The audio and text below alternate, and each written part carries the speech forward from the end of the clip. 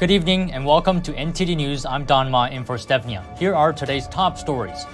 Former President Trump no longer under pressure to testify to Congress on events related to January 6th. Why the committee dropped the subpoena. Over in Arizona, Maricopa County recounts the votes in its state attorney general race, a loss for the GOP. After 2 years, the founder of Libs of TikTok now reveals her identity. We'll show you highlights of the first face-to-face interview she gave. The Senate has confirmed 97 of President Biden's picks for the federal judiciary. How important are the numbers? And finally, the passing of a soccer legend. Pele won the hearts of many with his prowess on the field and his charisma off it.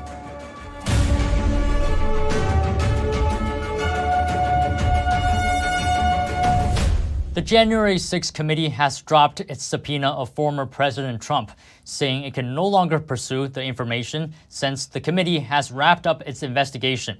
Trump previously challenged the subpoena in court. Here's NTD's Melina Weisskopf with more details.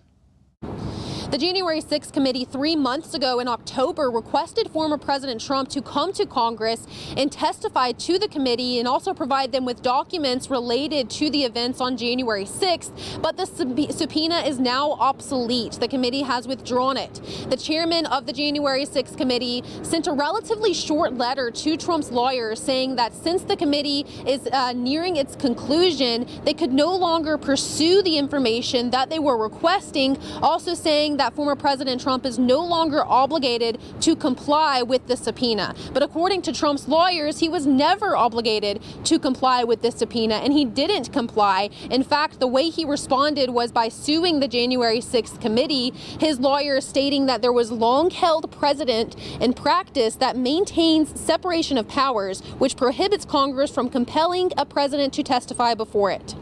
Now, Trump reacted to the withdrawal, writing on Truth Social, "They probably did so because they knew I did nothing wrong or they were about to lose in court." Now, the committee just today released its latest batch of witness testimonies, one of those being Donald Trump Jr. The committee probed Don Jr.'s text messages that he sent to then Chief of Staff Mark Meadows. Now, this is just one of over 100 witness testimonies that the committee has released to the public. I would be more concerned if we weren't releasing the transcripts that Jim Jordan and others would cherry pick, information that was not disclosed and make it public in a misleading way without revealing other material that contradicts whatever point they want to make. Now, the committee has sent 4 criminal referrals to the Department of Justice, including a conspiracy to defraud the federal government, obstruction of an official proceeding, conspiracy to make a false statement, and inciting or assisting an insurrection. Now, the January 6th chairman and others who are sitting on that committee say they believe the DOJ will prosecute Trump, but the DOJ has been rather quiet on this issue, although they did request for the committee to send them the materials that they've already gathered so that they could use these materials in their own independent investigation. And Attorney General Merrick Garland has appointed Special Counsel Jack Smith to continue this investigation. Smith has already subpoenaed some election officials in battleground states, probing the conversations that those officials may have had with former President Trump during the time when recounts were happening. So this investigation will continue in the executive branch even as the January 6th committee dissolves next week. Reporting in Washington, D.C., Melina Weisskopf, NTD News. Today, Maricopa County Superior Court Judge Timothy Thomason ruled that Democrat Chris Mays defeated GOP candidate Abe Hamadeh in Arizona's Attorney General's race. The ruling came after a mandatory recount showed Mays defeated Hamadeh by about 280 votes out of about 2.5 million votes cast. Hamadeh cut into Mays' vote total by about 200 votes. The November 8th election data had shown that Mays led by about 511 votes. Several weeks ago, Hamadeh sued Mays and a number of state officials claiming there were procedural and tabulation errors that harmed his chances. But a judge tossed the lawsuit last week in Mohave County. In response to the ruling, Hamadeh said his legal team is assessing their options. Meanwhile, Mays said she's ready to get to work. And President Biden today posted a video of him signing 65 bills in one sitting. Take a look. Ready, get set, go. It took the president just over 10 and a half minutes to finish signing what he called bipartisan bills on Tuesday. The White House. It took the president just over 10 and a half minutes to finish signing what he called bipartisan bills on Tuesday. The White House published a list of the bills he signed. For example, the Human Trafficking Prevention Act of 2022, which promotes the posting of contact information for the National Human Trafficking Hotline, or the Strengthening VA Cybersecurity Act, which requires the Department of Veterans Affairs to obtain an independent cybersecurity assessment of its information systems.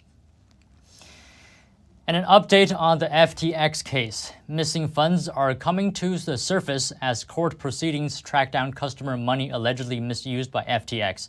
NTD's John Marshall has more. Trails of FTX customers' vanished deposits are starting to come to light. $200 million was used to fund investments in two companies. FTX Ventures, a corporate venture capital firm connected to FTX, invested $100 million in Dave, a financial tech company, and another $100 million in Miston Labs, a Web3 company. The two firms aren't associated with any alleged criminal activity by FTX, but the SEC says the investments were funded with FTX customer money. Federal authorities accuse Bankman-Fried of stealing billions of dollars from customers of the FTX crypto exchange and using them for personal investments, among other things. Most of that money was allegedly funneled to the hedge fund tied to FTX, Alameda Research.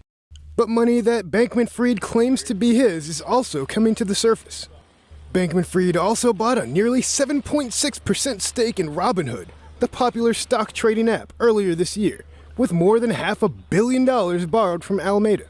It's not clear whether the amount included funds that were allegedly stolen from FTX customers.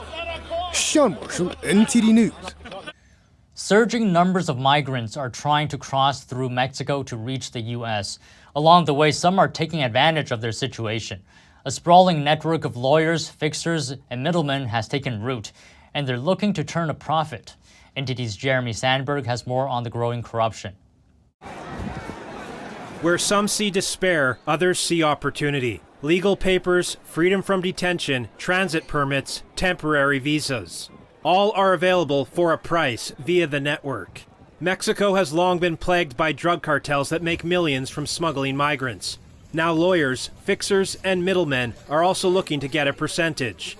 Andre Ramirez, chief of the Mexican Commission for Refugee Aid, says corrupt practices such as selling documents have been on the rise since last year. Miserable. It is a miserable thing to do as far as we are concerned. Because how is it possible that the people who are in need of international protection suffer at the hands of officials of the body that is in charge of their protection? When Mexico's president took office in 2018, he said fighting corruption was a top priority and declared the National Immigration Institute as one of the country's most corrupt institutions. Yet only a small percent of internal investigations have even made it to the prosecutor's office, about 1 in every 1,000. This corruption is unbelievable, and I have had talks with people who are experts in migration, and they tell me that this is never going to end, because many high officials are involved. Lawyers and brokers advertise prices for various safe passage papers through social media. Options range from $250 for transit to $1,100 for humanitarian visas for temporary legal stays in Mexico. Immigration officials are being accused of colluding with law firms. One such firm advertises on large signs outside its local immigration detention center. We are neither profiting nor stealing, nor doing anything outside the framework of the law. Working and working well does not imply doing something illegal. The firms allegedly get privileged access to migrant detention centers and to lists of those recently detained before they arrive, so they can offer their services as the only alternative. They asked for money at the migration detention center. First, you have to give the lawyers $150 to $500 to get you out of here. If not, they tell you they are going to deport you back to your country. They are colluding with the immigration authorities. In fiscal year 2022, U.S. authorities arrested nearly 2.4 million people trying to cross the border illegally. That's up 37% from the year before. The annual total is more than twice the highest level recorded during former President Trump's time in office. The Trump-era policy Title 42 was set to end this month, but will remain for now. But many migrants had already set out with news that Title 42 would end. I endured cold and hunger and now will end up taking the illegal routes through the narrow paths. The record number of illegal border crossings is wreaking havoc on the system. In El Paso, Texas, a new processing center is being built. Officials say it will increase capacity by about 1,000 people. Jeremy Sandberg, NTD News. The founder of the Twitter account Libs of TikTok has revealed her identity. The account shows videos in which LGBTQ activists promote ideas that many consider radical. Almost 2 million people follow the account, but the founder hadn't revealed her identity until now. Libs of TikTok is a Twitter account that reposts TikTok videos that illustrate the LGBT agenda and other so-called woke ideas. For example, this one of a young person explaining his gender identity. Quick little pronoun update. So after a several days long gender crisis, I am pretty certain I use they, he pronouns. Or this one of a woman saying attacks against white people might be discriminatory but aren't racist.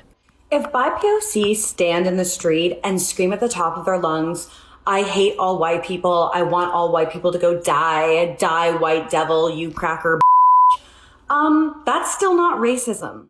The founder started the account 2 years ago and now has 1.7 million followers on Twitter. It was never officially known who the founder was until this week. Chaya Raichik, a real estate agent from New York City, revealed her identity in an interview with Tucker Carlson of Fox News. She says being anonymous kept her from helping more people. I have mom groups asking me all the time, can you come help us? I get invitations, to help people understand how to expose the left and yes, how to fight it. And, being anonymous was sort of keeping me, I was restrained from doing all those things. She says that she'll be more effective not being anonymous, and that now she's ready. According to Raichik, most Twitter accounts are anonymous, which was one reason hers was as well. But there was more to it. I realized the hatred that the left has and their violent nature. And I was like, I'm going to remain anonymous. People on the left often accuse Raichik of hurting the LGBT community and getting teachers fired by posting videos of them teaching sex education. Reporting by Arian Pazdar, NTD News. Stanford University is drawing controversy over its recent harmful language guide. Following public criticism, the school updated its guide once again. A Stanford University guide regarding harmful language caused an uproar among the public. Published in mid-December, the language guide categorizes certain phrases and words into sections, including ableist, culturally appropriative, gender-based, imprecise language, and institutionalized racism. The guide provoked backlash, especially over its advice to replace the word American with U.S. citizen, which was listed in the imprecise language section. Following public criticism, Stanford backtracked on the move. Steve Gallagher, Chief Information Officer at Stanford University, said in a statement that not only is the use of the term American not banned at Stanford, it is absolutely welcomed. He also admitted that the presentation, quote, missed the mark. Controversy surrounding the guide also stems from inside the university. Dr. Jay Bhattacharya, a professor of health policy at Stanford School of Medicine, said he opposed the elimination of the word American and added that universities shouldn't carry out, quote, word policing. He wrote on Twitter, I remember how proud I was when I became a naturalized American citizen. I'm still proud to be an American, and I don't care that Stanford disapproves of my using the term. According to the language guide, the purpose is to, quote, educate people about the possible impact of the words we use. Currently, the language guide is accessible only to people with an internal login. As the year winds down to a close, we review the Biden administration's record of federal judicial nominations. How many judges have been confirmed so far, and why does it matter? NTD's Arlene Richards reports. In 2020, President-elect Joe Biden promised to prioritize more diversity for judges in the federal courts. In the last 2 years, the Senate has confirmed 97 of Biden's nominations, including 68 district court judges, 28 appellate court justices, and 1 Supreme Court justice. Over half of them have been women or minorities. What do women and minorities bring to the table that maybe white males don't? Well, they bring the so-called diversity to the table. Some people think that if you appoint people that are more diverse, minority candidates, people of certain ethnicities, that's sort of a substitute for a certain political philosophy. Attorney Jim Burling said Biden is fulfilling campaign promises, but also appointing people that reflect a left-leaning liberal philosophy. He adds that the nominations should focus on the qualifications and not be a numbers game. Critics of diversity goals say they stem from a sense of competition and divide people against each other. But others point out that 1/3 of Biden's confirmed judges have experience as public defenders. It's believed they may have a perspective that's been missing. President Biden isn't slowing down. He recently announced 6 more district court nominations. Burling says there's a rush to get them in before the Senate seats switch in January. Senators can have a veto power over a federal district court nominee in his or her own state. And so federal senators have a power that they might not have when the election changes. And getting more nominations confirmed is important to the administration. These are judges that have lifetime appointments, and they will be making decisions that will affect the next generation for some time. And if you have a substantial number of judges and justices who meet your criteria, your political criteria, your diverse criteria, you are going to have a tremendous impact that goes beyond your tenure in office. Arlene Richards, NTD News. The year 2022 was filled with events that changed the world and affected the lives of many. NTD's Jason Perry gives us a look back at some of the major events of this past year. I'm here at Times Square in New York City, where tens of thousands of people will gather this weekend to bring in the new year. But before that happens, let's take a look back at this past year and see the major events of 2022. Hey, it's time to hold the line for freedom. You've got tyranny coming down on top of us in Ottawa. In February 2022, Canadian protesters blocked the Ambassador Bridge, which connects to Detroit. Many were fed up about the COVID vaccine mandate to fly or to work a government job. Many of those protesters would later be arrested. And on February 24th, Russia invaded Ukraine to achieve what it called a special military operation. And almost a year later, Russian President Putin vows to continue fighting. He totally underestimated the strength and the will and the ability of the Ukrainian people, the Ukrainian armed forces, to defend themselves. And in May, in the city of Uvalde, Texas, an 18-year-old gunman shot and killed 19 children and 2 adults at Robb Elementary.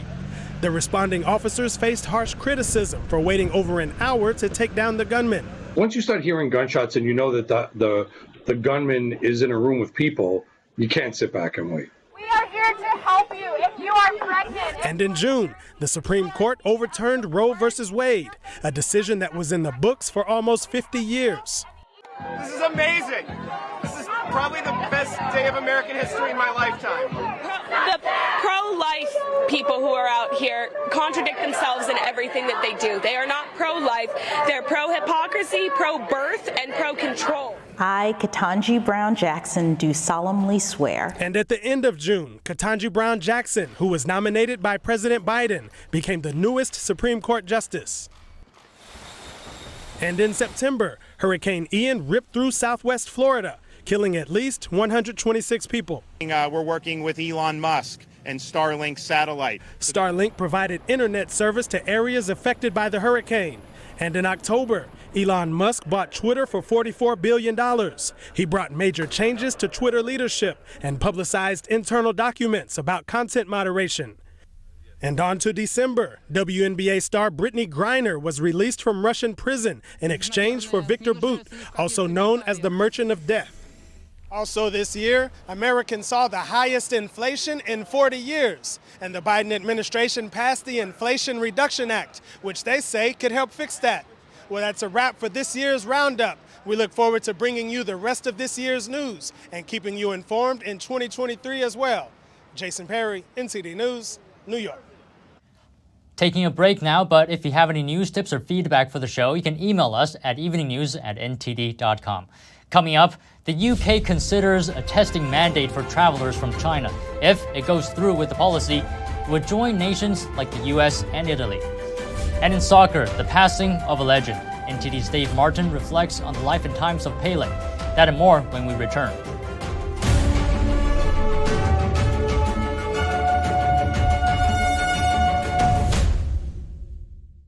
If you're living with diabetes and using insulin, you know the pain of pricking your fingers over and over again. By wearing a small remote device called a continuous glucose monitor, or CGM, you can reduce the pain of pricking your fingers right away. If you're testing your blood sugar 4 more times per day, injecting insulin 3 or more times per day, or using an insulin pump, call the Diabetic Health Hotline today and learn about the latest CGM technology. Not only can a CGM immediately reduce pain, it's accurate, easy to use, and helps you make better diabetes treatment decisions. And if you have Medicare, you can get a new CGM at little or no out-of-pocket cost. We'll also provide free shipping of your new CGM, and we'll bill your insurance company for you. If you are testing your blood sugar 4 more times per day and injecting insulin 3 or more times per day, or using an insulin pump, call now and learn how to receive your new continuous glucose monitor at little or no out-of-pocket cost.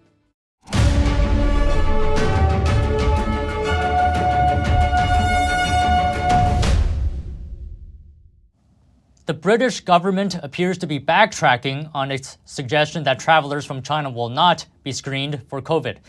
UK Defence Secretary Ben Wallace said today that he expects to see clarification from the Transport Department, quote, in the next day or so. We noticed obviously what the United States has done in India, and I think Italy has looked at it.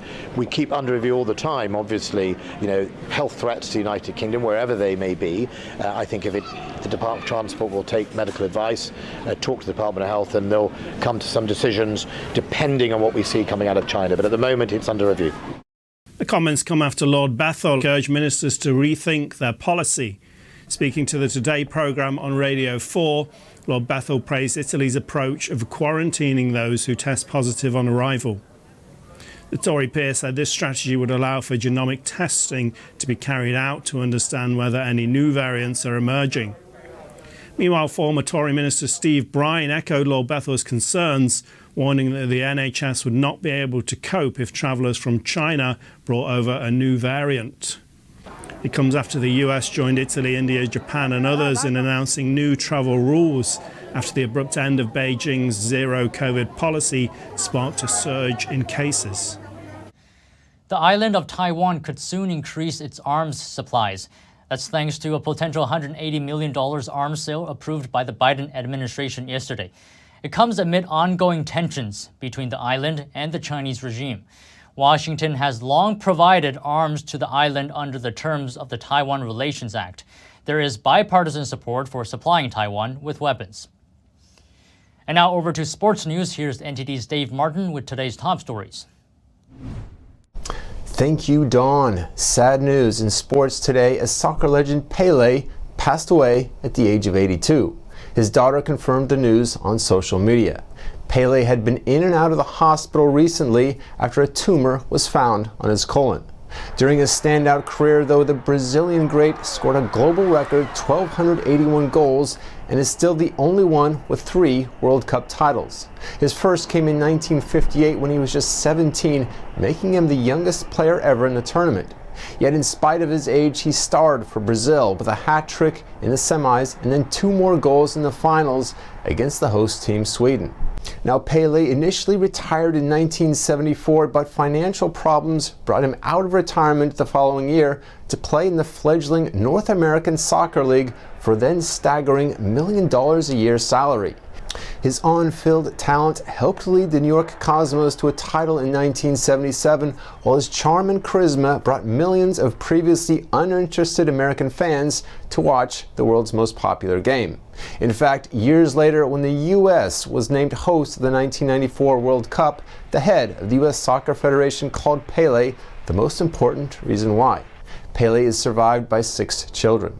And for your sports viewing schedule this evening, there are plenty of options as the NBA has 5 games on tap featuring the Mavericks and All-Star Luka Doncic fresh off his 60-point triple-double performance taking on the Rockets in Dallas. And in hockey, the NHL has 11 games planned featuring one of the hottest teams in the league, the Washington Capitals, who've won 10 of their last 11 games hosting the Ottawa Senators. Meanwhile, in college football, a pair of bowl games are on tonight as Oklahoma takes on Florida State in the already in progress Cheez-It Bowl, while Texas battles Washington at the Alamo Bowl. And finally, for you NFL fans, the Titans host the Cowboys on Thursday Night Football. And that is it for your sports news. Back to you, Don. Thanks, Dave. And that's all for today's news. Thanks for tuning in. I'm Don Ma. Good night.